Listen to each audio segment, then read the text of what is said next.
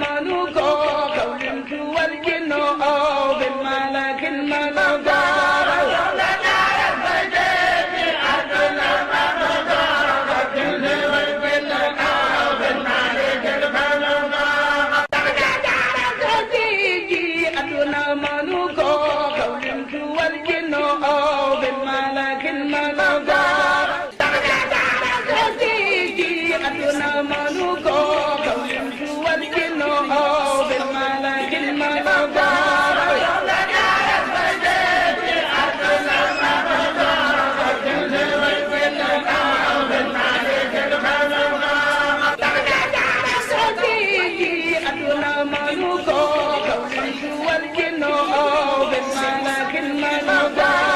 asalaamaaleykum mbokku jullit yi asalaamaaleykum mbokku taalibe yi di delluwaat rek di leen ziar yéen ñi nga xamante ni yéen a safoo seen télévision Mafatihul Bichri di leen ziar yéen téléspectateurs yi waaye it di leen ziar yéen ñi ngeen xamante ni yéen ay internet yi di leen wax rek comme ni ñu ko diglante woon ak yéen rek fas yéene teew fii ci nga xamante ni mooy Porokhane ñu àndoon ci ak yéen nag ci ay wàccaay yu am solo ak ñi nga xamante ni ñooy Institut africain de santé Mame Diarra Bousso ci loolu sax nag ngeen ci doon ànd ki nga xamante mooy soxna Assou Ndiaye fii nag ma wuutu ko fi man mi nga xamante ni maay soxna Fatou Cissé ci loolu nag la ñuy wéyandi rek di ànd ak yéen ci li nga xamante mooy programme diggante Bichri TV ak ñi nga xamante ni ñooy Institut Soxna Diarra Bousso niki tey nag ñuy wéyandi rek liggéey bi ndax nag niki tey ñoom dañoo amal li nga xamante ni mooy ay consultation gratuite maanaam ngir rek taxaw ñi nga xamante ni ñooy askan wi waaye it ñi nga xamante ni ay taalibe leen rek ñëw ci bërëbu sell bi rek ngir am ay ñaan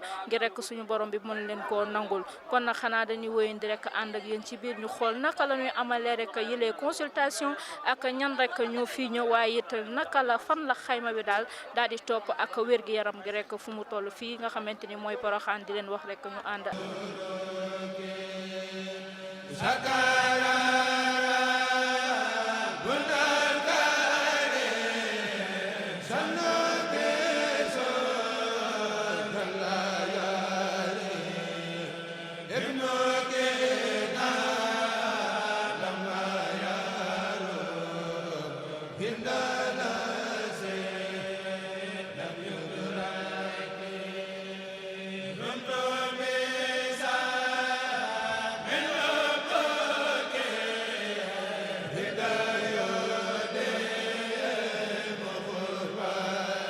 kon nag mbokk yi ni ñu leen ko diggee woon rek yéen ñi nga xamante ni yéen a safoo seen télévision Mafatihul Bichri di ko seetaan rek ni ma leen ko waxee woon léegi rek fi mu ne nii ñu ngi ci biir fi nga xamante ni fa la ñuy amalee li nga xam ne mooy consultation yi rek ci kaw loolu sax ñu fas yéene séq ak ki nga xamante ni mooy soxna Mbiri Tall di ki nga xam ne moo yor commission médicale fas yéene koo laaj rek naka la ñuy amalee maanaam liggéey bi ak xayma bi daal fan la toll ak li nga xamante ni daal moom la ñu fas yéene dimbalee taalibe yi fi teew ak seen liggéey naka lay demee soxna Mbiri nuyu nañu. ñoo ngi lay fay ginnaaw ba ñu sante yàlla julli ci yonent bi sant Serigne Touba bu wér a wér di sant soxna Diarra mu ñu fi indi di santaat waa yaas Mame Diarra bu wér a wér liggéey bi nag comme niñ ko gisee avant la woon maanaam avant ñu ñëw Porokhane ñu ngi woon ci lijjanti garab yi wàllum garab yi léegi comme ñëw nañ fii nag groupe yi moo desoon ak li jëm ci wàllu liggéey bi ni muy doxee liggéey bi nag dafa amoon ay pàcc maanaam ay box yu bari la woon. am na ñi nga xam ne ñooy gérer wàllum mag ñi ñoom bu mag ñi ñëwee ñi nga xam ne ñoo am juróom benn fukki at jëm kaw ñoom dafa am ñoo xam ne dañ leen di jël en charge seen rang wu bopp la pour bañ sonal leen am na ñoo xam ne tamit ñoo yor xale yi ñi nga xam ne am nañ at ba fukki at ak juróom ñoom maanaam ñi ñuy wax pédiatrie ñoom ñooy gérer pédiatrie am na aussi consultation générale maanaam ñëpp ñu ne ci diggante fukki at ak juróom ba juróom benn fukki at ñëpp ci benn pàcc lañ nekk am na aussi urgence yi maanaam ñi nga xam ne ay urgence comme ni ko nit di waxee rek urgence yi dañ leen jël en charge aussi am na tamit li nga xam ne mooy consultation gynécologique maanaam jigéen ñi nga xam ne dañoo ñëw leneen tax leen a jóg maanaam wàllum sëy wala leneen dañ koy gérer am nañ fi ay sage-femme yu ko mën a gérer am nañ tamit aussi ay médecin ñi ngi fii toog waa Samat ñoo ñëw di ñu jàppale ci liggéey pour gën a yombal liggéey bi aussi tamit am na benn comité pharmacie maanaam moo gérer lépp li nga xam ne moo jëm ci wàllum joxe garab yi maanaam buñ jaaree ci consultation yi médecin yi bindal leen dañuy dem foofu noonu jox leen garab yi wax leen nan lañ koy jëlee ba pare expliquer leen pour ñu gën a mën a respecter traitement yi wax leen lu ñu mën a def pour mën a aar ci garab yooyu noonu maanaam defal leen ay kii daal ñaax leen pour ñu gën a mën a moytu lii noonu. macha allah soxna Mbéri comme ni nga ko waxee rek léegi si biir loolu gis nañ ni maanaam tegal nga ñu lépp lu nga xamante ni moo leen fi tax a toog ak liggéey bi nga xamante ni moom ngeen nar a amal ak mbokku taalibe yi teew fii ci Porokhane ci loolu est ce que am na benn xayma bu nga xamante ni jot ngeen ko teg maanaam daal bisub tey jàppoon ngeen ni di ngeen am lii ci ay nit di ngeen jàppale lii ci ay nit di ngeen jox garab it lii ci ay nit est ce que mën nga ñoo jox ab xayma boo xam ne daal jotoon ngeen ko teg ak xayma boobu fan la toll. waa ci xayma bi ñun at mu jot daanaka mën nañ buñ parewan ba def bilan daanaka daan nañ am lu plus de 100 malades daan nañ ko am ak ay urgence yëpp daan nañ ko am macha allah guddi gi sànq lañ commencé 15 heures lañ commencé mais macha allah gaa yaa ngi ci biti di xaar am nañ na ci biir ñu ngi leen di jël macha allah daal ci luñ xayma ci yoon war nañu mën a jël lu ëpp ñaar téeméeri malade war nañ ko fi mën a jël incha allah chaque année loolu lañ daan def te chaque année day gën di yokku xam nga liggéey Sëñ Touba amul tànk yu ginnaaw tànk kanam kese la am te gëm naa ni malade dinañ gën a ñëw ñu gën leen a jàpp ndax ñun loolu rek mooy suñu mbëbët jox leen garab bi te duñ fay dara dimbali leen ba ñu am seen wér-gu-yaram mën a matale daal loolu mooy suñu liggéey. comme ni nga ko waxee léegi rek soxna Mbéri maanaam instant bi ni ngeen commencé ba 15 heures léegi yéen ban waxtu ngeen fas yéene amal consultation pour ñi nga xamante ni dañuy ñëw ak naka ngeen leen war a taxawoo. léegi ci loolu pour yombaloon liggéey bi ba élèves yëpp mën ci sentir seen bopp nga defaroon 4 groupes maanaam ñeent yi nga xam ne ay élèves ñoo fa nekk fu nekk nag groupe bu ne am na ay médecins am na ay niveau la daal par niveau am na médecin am na SF3 IE3 ba ñëpp macha allah dañ sant seen bopp léegi ci 4 groupes yooyu noonu comme ñaari barab lañ am benn barab bi fu mu toll nii 15 heures ba 20 heures ñu ngi fii nii maanaam mooy ñun groupe 1 bi 15 heures ba 20 heures ñu ngi ci dal ba léegi incha allah 20 heures ba 3 heures du matin aussi am na yeneen ñaari groupe yu ñëw jël suñu place maanaam benn groupe bi day dem ci dal ba beneen groupe bi ñëw jël suñu relais suba incha allah consultation yi c'est de 8 heures à 20 heures 8 heures ba 14 heures benn groupe bi maanaam ñun ñi ñooy ñëwaat 14 heures ba 20 heures incha allah ñaari groupe bi dañuy ñëwaat maanaam groupe bu ne di nga jàll ñaari yoon ñëpp ciy liggéey ñëpp ci sant seen bopp. comme ni nga ko waxee soxna Mbéri est ce que mënuñu ñëw tamit ci benn waxtaan boo xamee rek maanaam dañ koy tënk ci tënk bu gaaw maanaam yéen en tant que jeune ngeen nekk ay professionnels di doog a dugg si métier bi naka ngeen sentir seen bopp ci liggéey bi ngeen def surtout fii ci Porokhane di dimbali ñu nga xam ne ay taalibe leen ñu nga xam ne dañu tawat te ñu soxla ko lool ci jamono ji ñu toll. wax dëgg yàlla laaj nga ma laaj bu am solo bu ma neex tamit parce que macha allah ku mel ni man école moo tax ma xam Porokhane bien vrai que murid laa mais école moo tax ma xam Porokhane. première année da ngay ñëw ngay sentir sa bopp ci ngay gën a bëggee sax métier bi nga nekk parce que da ngay dugg ci santé ne première année yow xamoo parce que dama go stage mais il suffit que nga ñëw Porokhane rek déjà da nga ciy am benn aperçu da ngay bëgg a dem ci terrain parce que da lay dundal da ngay dund santé mais boo nekkee école di bind rek doo dund santé mais ci terrain bi nii nga mën a dundee vrai santé te ñun ci lañ santé suñu bopp parce que dañuy nekk à l'aise dañuy jàppalante te aussi dafa am benn élèves yi ñëpp ci la ñuy xamante première année bi duñ xam ki mooy première année kii mooy troisième année non non ñëpp ay bokk même bâche yi même liggéey bi ñoo koy bokk macha allah daal day tax ñu gën a bëgg lu ñuy def gën a bëgg santé gën a bëgg parce que dafa neex ngay dimbali nit ki dafa neex macha allah daal. waaw ci loolu ñu lay delluwaat rek di la santaat bu baax a baax macha allah di delluwaat rek di rafetlu li nga xamante ni mooy seen liggéey comme ni ma ko doon waxee léegi rek da ngeen cee ànd ak waa Bichri TV ñu fas yéene ànd ak yéen ci lépp loo xamante ni activité la waaye it ñu koy defee fi nga xamante ni mooy Porokhane léegi soxna Mbéri ma bëggoon xam rek sa kàddu bu njëkk bu nga xamante ni moom ngay bàyyi surtout maanaam jamono ji ñu tool nga xam gis nañu jeunes yi ñu ci bëri maanaam xëy na ñàkk xëy am na ci maanaam est ce que tey jotul yéen ngeen jéem a def lancer benn appel par rapport ak jeunes yi nga xamante ni ñi ngi tey ji amuñu lu ñu def ñu mën a jéem a ñëw ci santé bi gën a mën a assister maanaam askanu Sénégal. waaw li may wax rek comme niñ ko waxee te sax loolu dafa gën a laal góor ñi maanaam parce que boo seetloo góor ñi néew nañ trop ci santé bi te soxla nañ góor ñi parce que dañ naan santé amul dara mais yàlla mooy faye te la fekk ngay dimbali nit ki loolu léegi yàlla dañ ciy am fay yàlla avant xaalis bi di ñëw di leen soññ ne leen bu kenn daw santé bien vrai que métti na mais loo ciy gën di dem di gën a am expérience di gën a bëgg santé bi looy gën di dem di gën a bëgg affaire yi di gën a am ambition daal pour def liggéey boobu dama wax sama mbokk yi rek ñu ñëw ci formation bi parce que malade ci hôpitaux yi soxla nañ ñu parce que dañuy xalaat suñu mag yi war a dem retraite suñu yaay donc ñun jeunes yi ñoo war a dem jël relais bi daal donc jot na tey ñu ñëw defi formation santé bi pour mën a dimbali Sénégal ëllëg taxawu Sénégal daal en matière de santé.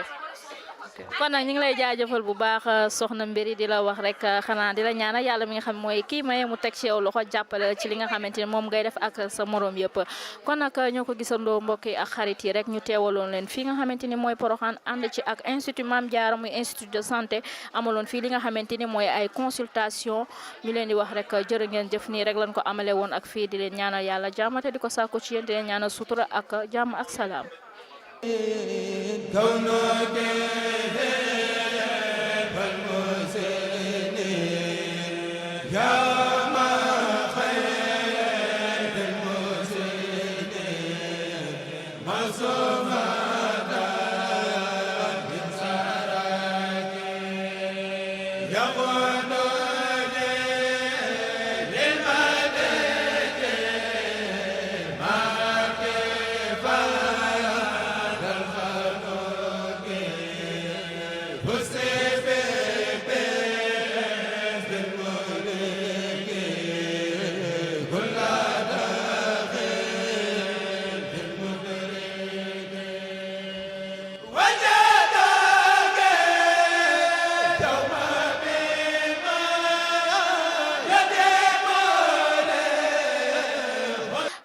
mbokk yi ñoo ko gisandoo comme niñ leen ko diggee woon rek fas yéene ànd ak yéen ak li nga xamante ni moo xew fii ci Porokhane waaye it ñi nga xamante ni ñooy institut de santé Mame Diarra Bousso ñu fas yéene ànd ak ñoom ci seen consultation ginnaaw nag bi ñu jugee ci seen dalluwaay bu njëkk boobee nga xamante ni ñoo ko déggandoo te soxna Mbéri wax ñu ko dañoo ñëwaat ci seen ñaareelu bërëb bi fas yéene xool rek ñoom it naka la ñu woyalee seen liggéey ak naka la ñuy taxawoo rek ñi nga xamante ñooy mbokku taalibe waaye it ñi nga xamante ni dañu tawat ñu dem ci biir rek fas yéene ànd ak ñi nga xamante ñoo yor liggéey bi ak yu ni mel nulaki khayra rasulanti khat wabiki fa susuti khat walam ya comme niñ leen ko waxee rek mbokk yi ak xarit yi nga xamante ni yéenay teewlu seen télévision Mafatihul Bichri dañu ñëwaat rek si ñaareelu tante bi nga xamante ni moom la institut africain de santé Mame Diarra Bousso amalaat fii rek fas yéene wooye li nga xamante ni mooy ay consultation gratuite ngir xool rek naka la liggéey bi tegoo ak ba xam xayma bi fan la toll rek dañu ciy ànd ak ki nga xamante ni mooy docteur Babou nuyu nañu la. asalaamaaleykum waa Bichri TV maa ngi leen nuyu bu baax di leen ziar. docteur Babou comme niñ ko waxee léegi rek ci suñu biir introduction dañu bëggoon a xam maanaam consultation bi nga xamante moom ngeen di amal fii ci Porokhane maanaam lan ak lan ngeen ko teg ak lan la porté. waaw bon comme ni ma ko waxee maa ngi nuyuwaat asalaamaaleykum waa Porokhane di nuyu waa télé bi di nuyu aussi madame Dieng mi nga xam ne tey moom moo waral lii ak de passage aussi doomam muy madame Mboup. waaw consultation bi li ko waral mooy ñëw jàppale nit ñi rek parce que xam nañu événement yu mel nii day bëri na ñoo xam dañuy ñëw te des fois sax duñu wér wala dara mais ñu ne dinañ porter volontaire ñëw jàppale leen ci consultation bi jàppale leen ci bis bi pour ñëw daal képp am ngay jafe-jafe luñ ci mën rek ñu jéem ci apporter li nga xam moom lañ ci mën pour que daal vraiment yàlla def nit ñi ñëw ci jàmm dellu ci jàmm. comme ni nga ko waxee maanaam seen consultation yi ci lan ak lan maanaam la porté ci yan faj ngeen maanaam ngeen fas yéene ànd ak askan bi ci lan ngeen leen war a taxawoo. waaw xam nga consultation bi ci lim porté moom d'habitude comme ñun ñaari fan lañ fi war a def am na ci yoo xam ni moom nga mën a def sur place am na yoo xam mënoo ko def fii nii bon ñun consultation ci 4 axes lañ ko porté ci gériatrie maanaam ñi nga xam ñooy xool mag ñi xam nañ ni mag moom déjà rek feebar la. waxtuma laa nga jóge dëkk ba dëkk ñëw di def di nekk pèlerin maanaam nekk koo xam da ngay ñëw di màggal si ci ñooñ lañ ko porté ak aussi ñi nga xam mooy xale yi tout tànk yi mu ñu ngi wax pédiatrie am na consultation en pédiatrie aussi à part gériatrie ak pédiatrie bi muy xale yi ak mag ñi am na tamit ñi nga xam ne ñoo nekk ci diggante bi parce que feebar moom muy xale muy mag ñëpp la mën a dal moo tax tamit am na ñoo xam ne ñuy wax consultation médecine générale bokk na ci maanaam ñi nga xam ni bon génn nañ âge yu ndaw ñi mais tamit àggaguñ ay mag noonu maanaam amaguñ 60 ans à part loolu aussi ñi ngi def consultation gynéco parce que ni ma koy waxee rek feebar moom ak nit ñi xër nañ xër goo xam ni genre événement yi duñ ko mën a tardé mën a des fois jigéen ñi mën nga ci ñoo xam ne ay jigéen ñu wérut wala ñu demee noonu ñëw indaale ay jafe-jafe moo tax tamit boole nañ ko ci suñ consultation bi ci tënk daal ñeenti axes yooyu noonu ñeenti poste de santé yooyu lañ fi am mooy gériatrie maanaam mag ñi pédiatrie xale yi consultation médecine générale moo ñi ci digg bi ak ñi nga xam ne mooy gynécologie maanaam pour xool jigéen ñu wérut ñi ak yooyu. macha allah docteur Babou comme ni nga ko waxee rek ci loolu yaakaar naa ne ba ngeen a waxee rek da ngeen di ñëw fii teew fi rek fas yéene dimbali ñi nga xam ne ñooy askan wi ak taalibe yi rek yaakaar naa am na benn xayma bu nga xamante ni rek jot ngeen ko def est-ce que mën nga dikkaat tuuti rek ci xayma bi nga xam ne jot ngeen ko maanaam ni ki tey rek ñaata ngeen teg rek ngir rek fas yéene koo faj ci ay doomu aadama. waaw tey de moom wax dëgg yàlla ci ngoon gi lañ commencé bi ñu añee ba pare mais su ma juumul war nañoo commencé dugg 100 parce que bañ commencé léegi yàggul mais bi ñuy ñëw rek déjà di installé wu fekk nañ fi ay nit ñu bëri te yaakaar naa événement yu mel ni moom bi nga ñëw ñi ngi fi fekk boo accès rek presque information bi day jàll parce que nit ñi tamit même bu dul màggal gi wala yooyu dañu soxla faju et puis zone yu demee yi dafa xaw a excentré de trop moo tax des fois nit ñi bu ñu gisee genre événement yi dañ ciy profité moo tax ñun ñu ne duñ ko def benn jour dañ koy def avant màggal bi def ko bisu màggal gi def ko tamit ginnaaw bisu màggal gi pour que daal vraiment mën a faj le maximum de personnes pour que daal ñu mën leen apporter ñu aussi suñu wàll ci li nga xam ne mooy màggal gi ak ci wàllu li nga xam ne ci la ñuy yëngu muy côté santé bi mais yaakaar nañ ni moom nit ñi dinañ gën a bëri donte instant bii nii xaw nañ takku tuuti. ci loolu docteur Babou est-ce que mën nga wax ñi nga xamante ni ñoo lay ceelu maanaam yan horaire ngeen teg rek pour assister ñi nga xamante ni ñooy seen ay malades. voilà waaw horaire yi nga xam moom lañ teg parce que tey ñun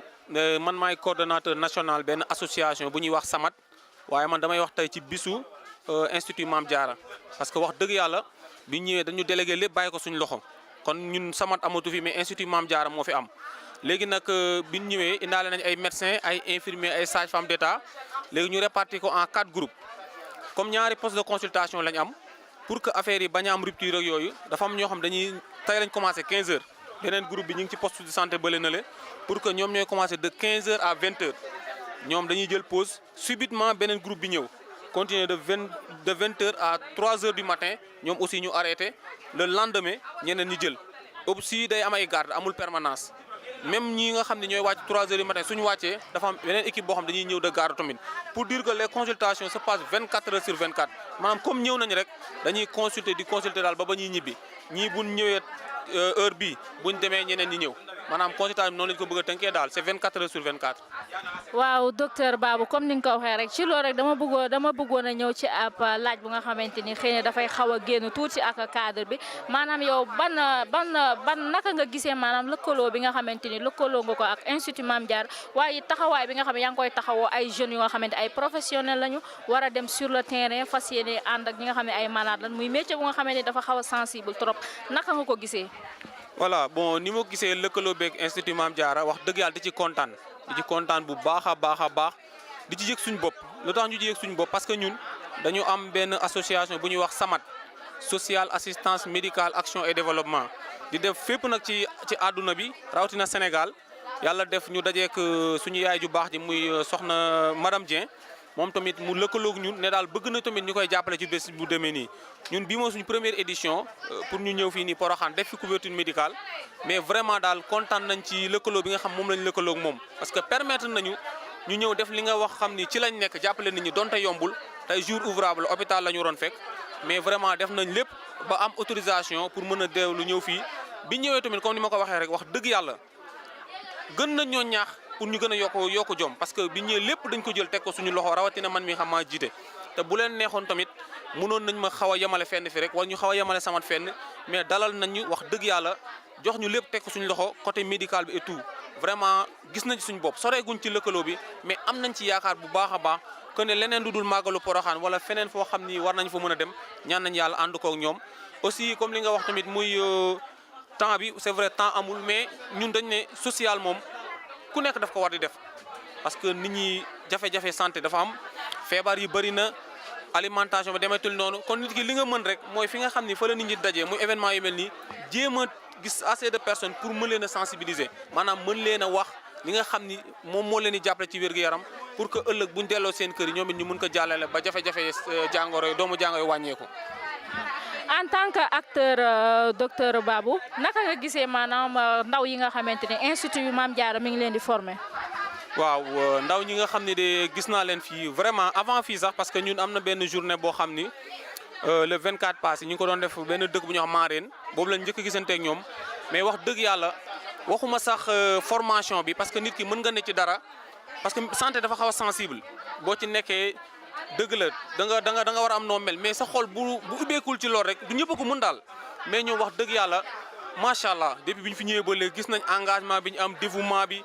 xam nga ñoom ñëpp ñëw nañ jàpp ci vraiment di consulter et puis laajuñu dara vraiment laajuñu dara maanaam waxuñu fii xam ne dafa tàng ñoom sóoraalu ñu tàngoor waxuñu dara vraiment gis nañu daal tamit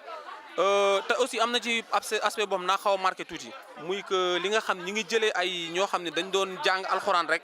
pare ñu jël leen ne dañ leen di former ci santé parce que ki nga xam ne jàngul alxuraan wala jàngul dara loo xam ni ci yoonu yàlla la day def lu baax santé waxatuma la ko xam da koo jàng vraiment ñoom yoon bi ñu nekk foofu la parce que tamit bu fekkee yàlla def la nga nekk institut coranique jàng ko ba pare wëlbatiku dellu ci école formation di fa jàng yaakaar naa loolu boo góorgóorlu ndaw rek vraiment yàlla dina la jàppale bu baax a baax a baax a baax vraiment. comme ni nga ko waxee rek docteur Babou ñu ngi lay jaajëfal bu baax ci maanaam li nga xamante ni rek jot nga ko fi teg maanaam ci xalaat bu rafet ak lëkkaloo bi nga xam ne lëkkaloo nga ko ak institut Mame Diarra ñu bëggoon rek nga jox ñu sa kàddu bu mucc par rapport ak activités yi nga xamante moom ngeen di organiser fii ci Porokhane. waaw kàddu bu mujj bi rek d'abord dama koy commencer ci remercier leen yéen parce que tamit peut-être santé yi ñoo fi nekk di faj rek mais yéen tamit xam nañu li nit ñi daj li ngeen di daj ñeneen sax duñ ko daj parce que journaliste aussi dafa métti. affaire communication dafa sensible tamit vraiment ñu ngi leen di ñaanal yàlla tamit ci bis bu màgg bi nga xam moom lañ jub si yàlla jàppale leen bu baax a baax a baax ba coono bi ngeen di daj tamit yàlla gën leen a jàppale. bu dee côté bi nga xam ne moo ñu fi indi tamit ñuy sant bu baax a baax a baax madame Dieng encore une fois ñoom madame Mbuub ak madame Simaxa ñi nga xam ñëpp aussi ñoom lañ à travers ñoom lañ mën a agsi fii tey ñu ngi leen di ñaanal bu baax a baax seen institut bi gën a jëm kanam gën a am valeur aussi. vraiment yàlla teg ci loxo màggalu soxna su baax si nga xam tamit ci lañ jëm vraiment mu am muccuwaay boo xam daal wax dëgg yàlla institut bi dina dem au niveau international ñu ngi leen di ñaanal bu baax a baax di ñaan yàlla aussi mu gën a dëgëral suñu partenariat pour que ñu mën a dem feneen fudul fii vraiment kontaan nañ bu baax a baax ci ñëw fii tey.